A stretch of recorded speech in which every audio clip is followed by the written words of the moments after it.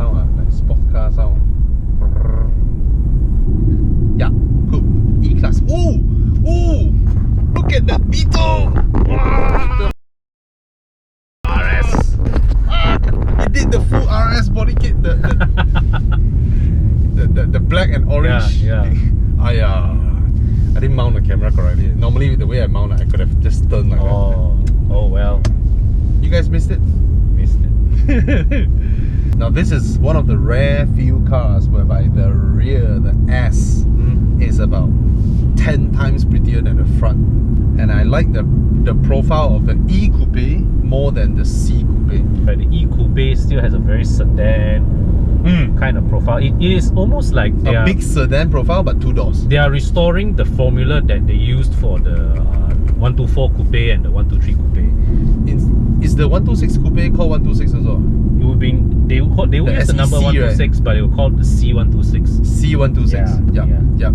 Okay, this is 435,888. Okay. The E300 would be 499,888. No brainer. 60k difference. Yep. Why buy this? Even people who bought like a 2-liter Camry versus a 2.5 Camry, it's already about a 60k difference. Correct. No lah, less than that. It's like 140 versus, it's 40k difference lah. 40k difference lah. Okay, 40k difference. So this is a 400 over 1,000 car. Yeah. To get 60 more horsepower is 40k difference, right? So 60k difference. You pay an extra 1,000 per horsepower lah. I think should get the E3. I mean, you already spent 430k. Yep. What's wrong with spending 490k? True. So listen to us. I don't know whether you agree or not, but listen to me. You already spent 430,000. Yep. Another 60k more is a no-brainer. Just buy the E300.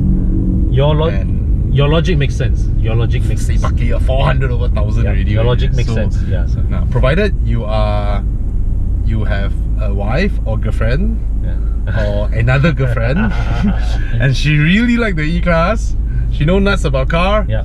Buy her the E200 Coupe. Yep. Save the 60k.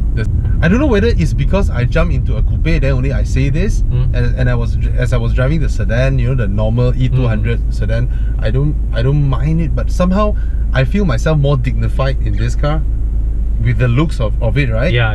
Then I expect that kind of dignified ride quality, that kind of heavy heft. Yes. You know, the kind of car behavior that when the road has any undulation, it slows everything down. Correct. It slows everything down. Yeah, this one seems to lack that. Yes. Correct. But the old Mercedes, all of the old ones, the one that we mentioned, they really absorb all this away. Yes, the car feels heavy. The whole car feels heavy.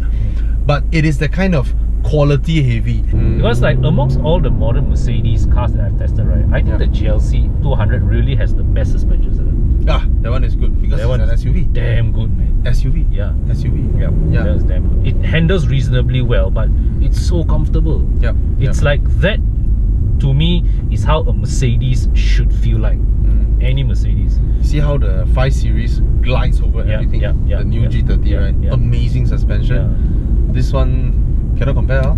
And this one feels a bit like what, you know, the way it rides, it feels like a Volvo V90 or S. Not the S90 got air suspension, but the V90, the one, the T6 one. Yep. You have that feeling. It has that slight busyness to the thing, which. And actually, this kind of performance, right? Remember in the late 90s, the 3-liter engine from mercedes-benz. They make about what, 190, 200 horsepower? Yes. Yeah, about the same as this. Way lower torque than this guy here.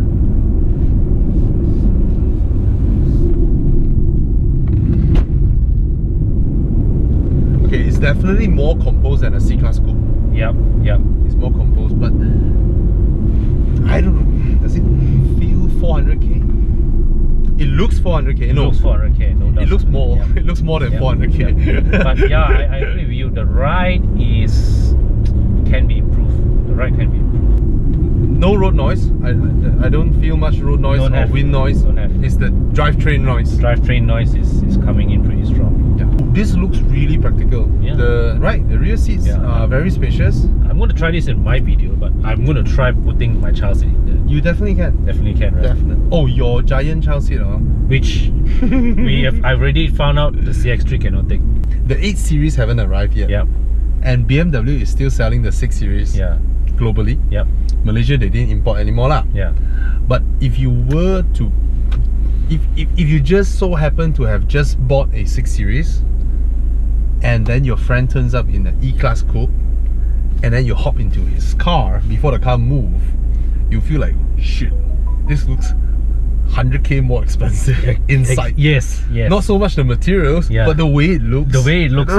It looks. From this back into my 6 Series, 10 years behind. I mean, there's no doubts about it. Mercedes interior styling is on point. But driving, on point, man. Driving, I mean, we don't look at we disregard sportiness lah. BMW doesn't put a 2-liter into the 6 Series. Exactly. So whereas, secondly, the 6 Series feels in terms of how it rides and how it isolates the thing below, how it reacts, it feels a more expensive car. And when you drive it, which is why E30 beautifully kept coupe. Yep. So even so, right? Okay, a current present 6 Series owner. Okay, so they decided, okay, I have time to change my 6 Series. BMW no longer offers a 6 Series. But they come to this is not going to feel like an upgrade to them. If they don't test drive, it's okay. Yeah. If they test drive, then no.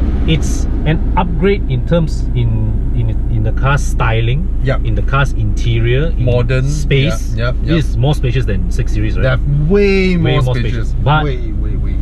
You're not getting a powertrain upgrade. No. And the chassis also is no. And the problem is they cannot afford the S-Class Coupe. Correct. Yes. Because I mean, it's quite surprising. S-Class Coupe is a very big jump. So far away. S-Class Coupe and E-Class Coupe is wow. Double the price. Double, yes. More than double the price. Double. The S-Class Coupe is brilliant. Oh, brilliant. Yeah, that one is amazing. So that right, every time when I consider the E-Coupe, right, I always ask myself this question: the fuck is BMW not making the 6 Series anymore? Yeah, they should. They own the segment. And the time when they were making the 6 Series, they own the segment. By not having a 6 Series coupe, they are just leaving this segment. Yeah, they are giving Mercedes a free run in this segment. Yeah, right. And it's not a big segment. Yeah, but I think the way that Mercedes built the E-Class Coupe now, because it's damn spacious. Let's not talk about Malaysian market. Malaysian market is super distorted when it comes to prices. Correct. Let's talk about markets where they are not distorted by all this EV nonsense. A 4-door and a 2-door isn't that far apart. A 4-door maybe, I don't know, 58,000, and then the 2-door probably 65 or 66, right? Yeah. Then you come to think about it. Our sedans, right? All sedans out there were never 5-seaters. Correct. None of them are, right? Yes, all of them are 4+1s. Correct, yes. Because the middle seat is basically useless. Yeah. Emergency use. Which we rarely use. Correct. If we rarely use that, then what's wrong with a 4-seater? There's nothing wrong. In fact, and it has a large boot as well. And it's sexy as fuck. Yeah, and honestly, if I were somebody's shopping with this kind of budget, okay, this is actually a very attractive car. This is actually a very attractive car. I mean, I would prefer the option of a 6-cylinder version, but it is a very attractive car. I mean, you look at in terms of the size, styling, price and all, it's brilliant. I'm trying to coerce Con into accepting the idea of a coupe because his baby is still very young. And then once he's okay with a coupe, then I'll try the convertible. every night my WhatsApp gets Muda links. Sometimes Kali's also got Kali's links. We haven't forgotten UKY though. my argument just now on practicality, right? Yeah. Why do you buy a 2-door car? Yeah. Because you want to look good. Correct. That's the only reason. Correct, yes. And if you buy a coupe, in terms of practicality, you get to use the reason of its existence every single day. You got a point. Compared to a 4-door car, you see, there's no one behind. All of them, nobody's sitting behind. All of them, the rear doors, they only get to use the rear doors what? Twice or 3 times a week. Normal people, not normal you people lah. Yeah. And when you jump the E400. Yeah. So when you drive this with the 3-liter V6, right, you actually feel that added level of refinement that the 4-cylinder engines just cannot. Yeah. When it comes to 5 years later for me to change my car, I kind of want to try something different. Correct. I don't want to try the same thing again. I want something that is noticeably better. You cannot be like, I had Big Mac yesterday and today I want a bigger Big Mac. yeah. Right. Correct. You want KFC today and then so I think car makers should really look into this thing, because now in terms of styling, Mercedes, they have the C, E, S, they all look the same. But when you think about it, right, the headlamp of the E-Class and the C-Class, they are not interchangeable. Correct. Why bother looking the same? Yeah. They should just style it differently, like how they did back then, right? So so now what they have is the C-Class is 1 strip, then the E-Class you see 2 strip, and then the S-Class you see 3 strip. Yes, my point is, it's not shareable anyway. Yeah. Why bother making them look the same? Yeah. Just different sizes. Correct. There's no, I don't know, there's no benefits provided apart from establishing a family look. But are family looks that important, right? Yeah. Because you look at Volvo, the XC40 is very, very different from the rest. Right. Yeah. So this car currently has 0 competitors. 0? None. There is no, Audi doesn't have any coupe at this side. Yeah. BMW does not. Nothing to buy. Lexus does not. Yeah. But interestingly, Lexus, if they have one, it would be called the GC. Oh, yeah. Yeah, because it would be the GS size. I remember I mentioned something along this line. Back then, before this whole EV thingy came in, a lot of premium car buyers, yes, they buy the entry level 200 over 1000 one, right? 300k ones. But there are also a big portion of them who spends 400 plus to 500k on a luxury car. Right? Like our friend, Mr. the Porsche GT3 RS guy, he had a E200 AMG, which he bought for 498,000 back in 2012. Now, if he were to buy a car to replace that E-Class, he got nothing. He got nothing to buy. There's nothing. The new E43? Yeah, if he wants another E-Class, right? By the way, he sold that car for 80k. Oh, wow. Ouch. And it's like that car depreciated an entire XC90 in the course of 5 years. And think also about, just what, 6-7 years ago, those people who bought the F10 535i, they don't have 600k, and they don't have anything to upgrade to now. Exactly. They don't have the 540i to upgrade to now. But we know, we know that there are 20 plus Malaysians who ordered the 540i and paid 600k for it. Next time you guys want to sell, just drop us a line. Hopefully at the time earning enough to afford. 600k. But you see, a few years ago, 600k isn't surprising for a 3-liter turbocharged German luxury car, right? Correct. Yep, not at all. That was the price that BMW was charging for the 535. So this is the problem with this whole EV thingy. It distorted our perception on Malaysian car prices. Right? The whole dynamic. Yeah. Let's drive it and collect my car. It's been here for some time, right, your car? I truly use their parking. It's done, but I got no space at home. We got so many cars to test drive. Alright, let's park this somewhere here. Oh, my Audi! My Audi! Okay, let's go down. Cheers! Cheers! I don't know whether we review anything or not. Talked a lot lah. Yeah. Hi guys, Bobby here. That's the E200 Coupe. Okay, so I've driven the E-Class, the E200 sedan, and the E250 sedan. Have I driven the E300? It's okay lah, huh? So, yep, it is a big 4-seater coupe, luxury coupe. Okay, now Mercedes was a bit confused with their previous E-Class Coupes, I would say, because the previous E-Class Coupe is based on a C-Class, and then you have the other ones that are just CLK and then all those, but now they have firmed their strategy. You have a C-Class Coupe, you have an E-Class Coupe, and then you have an S-Class Coupe. Okay, so this is the E-Class Coupe. Does it compete with the BMW 6 Series?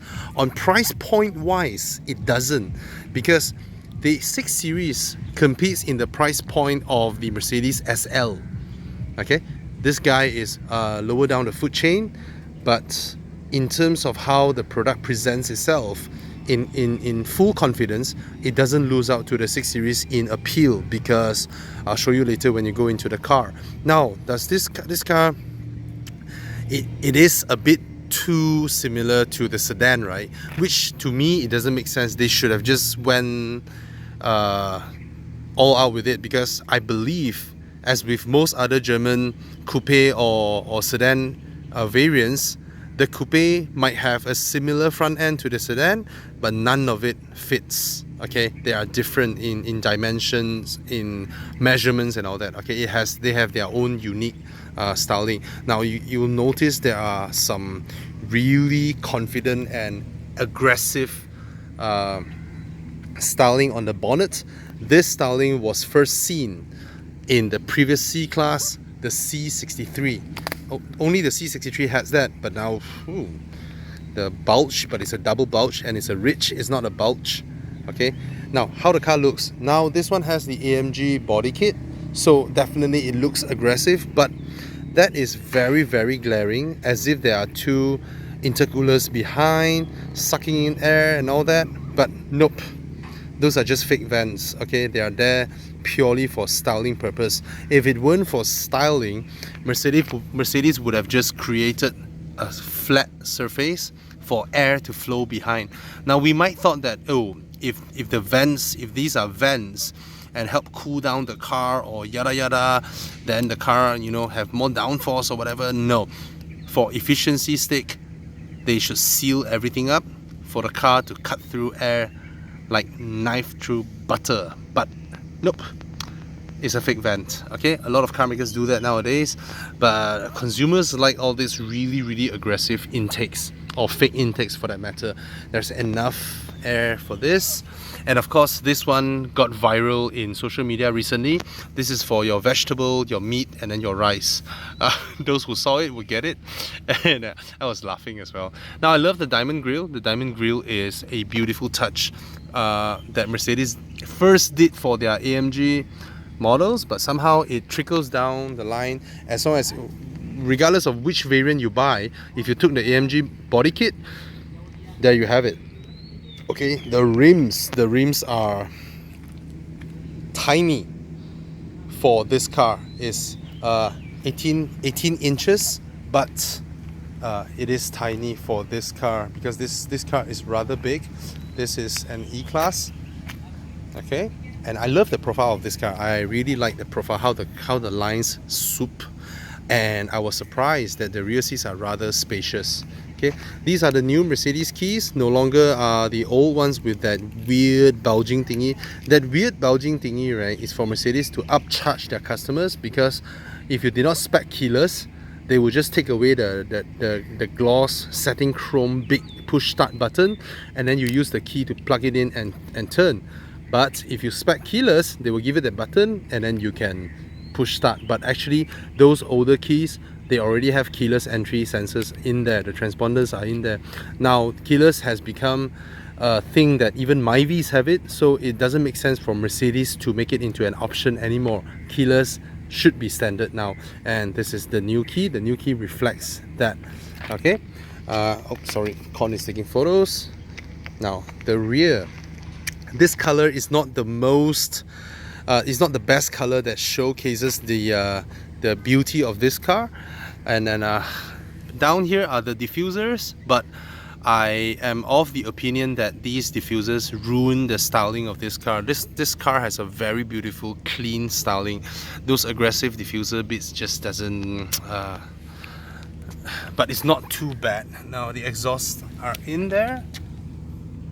Okay, a lot of people call them fake exhausts. If you watch my channel, you know I totally support these executions, because a slight bump to the rear, you don't want them to bend your exhaust. So it's good to have all this kind of stuff going on. I mean, I don't believe if you stand behind, no exhaust air will come out from there. As long as there's air, there's exhaust. As long as there's exhaust coming out from here, they are real ones, even though they're not connected.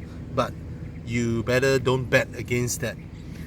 No exhaust air gonna come out from here. If there's exhaust coming out, it's not fake. Okay, I love this. I love this little detail that goes inside here. Let me focus them. Look at that. The crystal effect is really, really beautiful, even in daylight. Okay, now Mercedes has a very, very good strategy in making their coupes having this slim tail lamp, and they applied this to their SUV coupe lineups as well, and that is evident in making them look stylish. Okay, the boot is huge, is deep, is rather practical. Okay, so this car to me is a very, very practical coupe.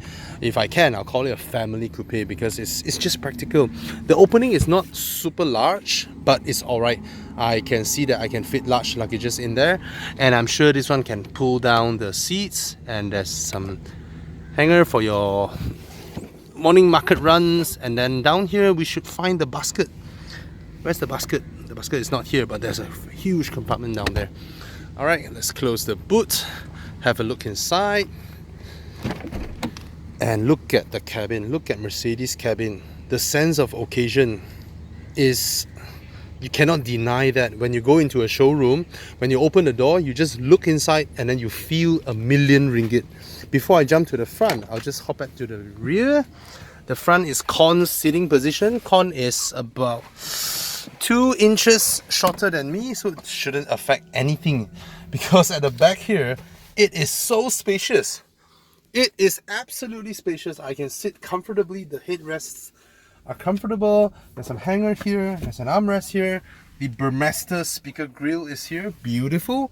And then here you have the air vents, and they look beautiful. They just look awesome. No armrest, unfortunately. This one is not a cushion, so you can't see it. The cup holders look rather modest for a car with such a flamboyant styling. Okay, rear visibility is surprisingly okay, but I do not think... wait, the Tradition is still there. This is a Mercedes E-Class Coupe Tradition. This window can be lowered, and you have this, because even though it's a 2-door, look at the number of controls over there. But I'm surprised that I don't get the controls back here. I'm surprised. I thought I would have gotten them back here. Oh, and this is leather wrap. Lovely. Okay. Oh, the interior is just beautiful.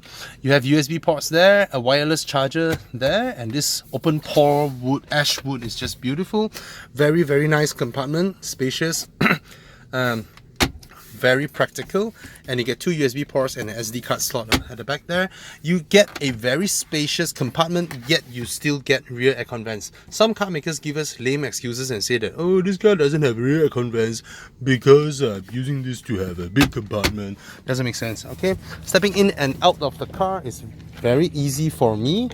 Let me just slide the seats back, start the car. As you can see, this is a new push start button, no longer the big metal one.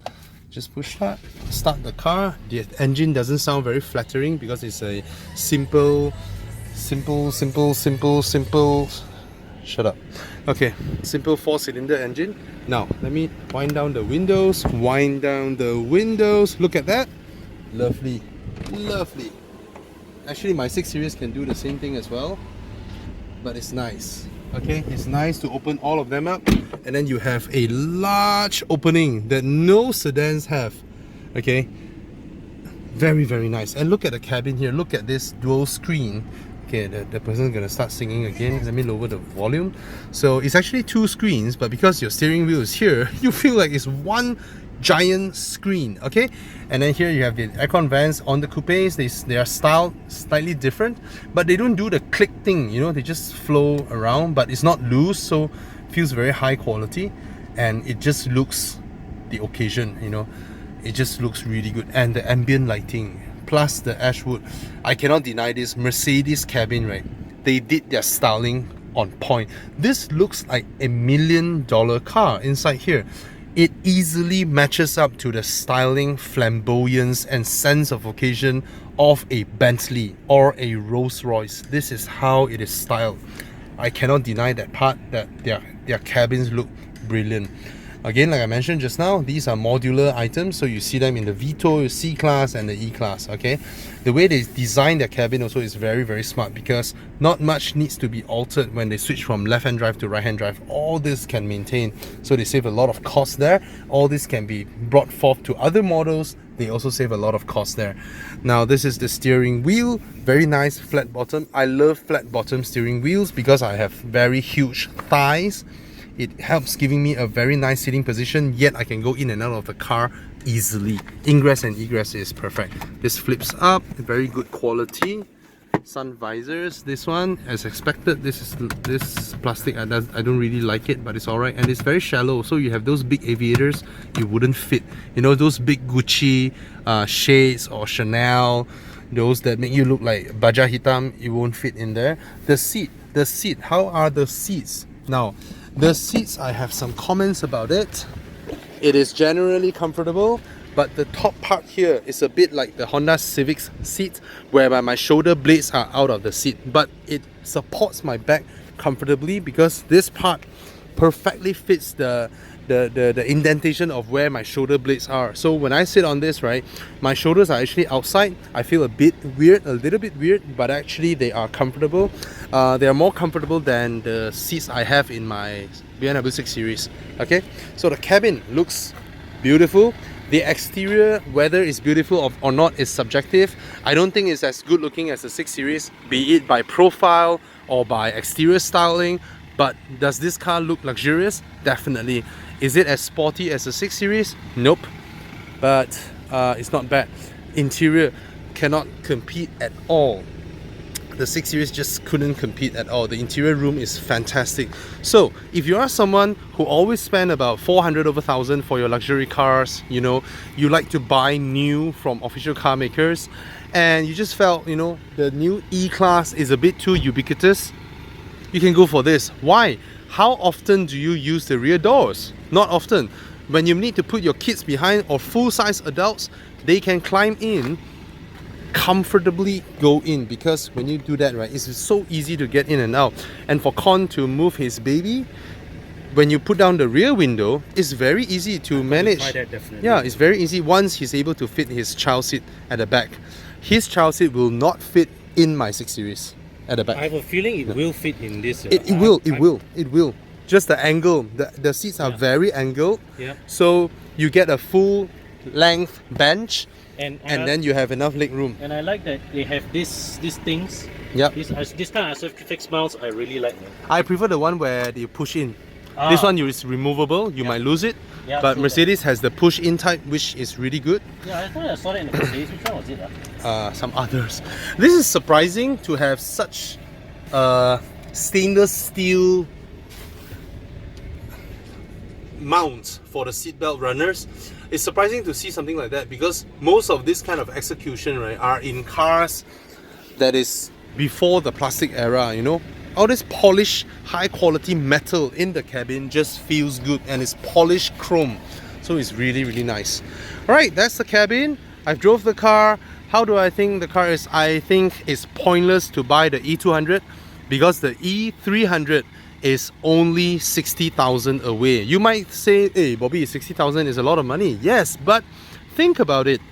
You have a Camry that is 130 or 140,000, the base model, and then you have the top model, which is about 40-50,000 away. For a Camry from a 2 litre to 2.5, you are willing to pay 40-50 grand extra. Why is it not on a Mercedes that is 430 over 1,000 that you pay another 50, 60 grand and pay 490 plus for the E300? The E300 would give you the extra punch, 245 horsepower versus this one, 184. 184 in this era is, I would say, for a full big luxury car is a bit lacking. Why? Say for example, you're traveling at 70 km/h, okay? You want to accelerate up to 110 now.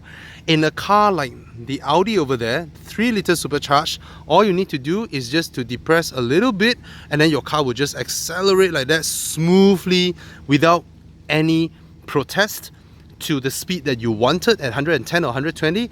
Whereas this guy here, you need to rev it and then it will kick down 1 or 2 gears, maybe 2 gears because this guy has 9 gears. The ratios should be very narrow, and then you will hear the car go, which in a 4-cylinder just emanates vibration and harshness. It just adds on to the NVH. You see, in a big engine car like 3 liters or 4 liters, engine sound is music. In a small cc car, engine sound contributes to noise, vibration and harshness. Yep. So that's it. Do I like this car? I love the interior. I love the packaging, the exterior, the positioning. Okay? I love all this about it, but I kind of felt that they could have been a little bit more daring with the front, like what they did with the rear. Since the front is not a plug and play thing with the sedan, why not make it different, right? So signing off here, Bobby from Evo.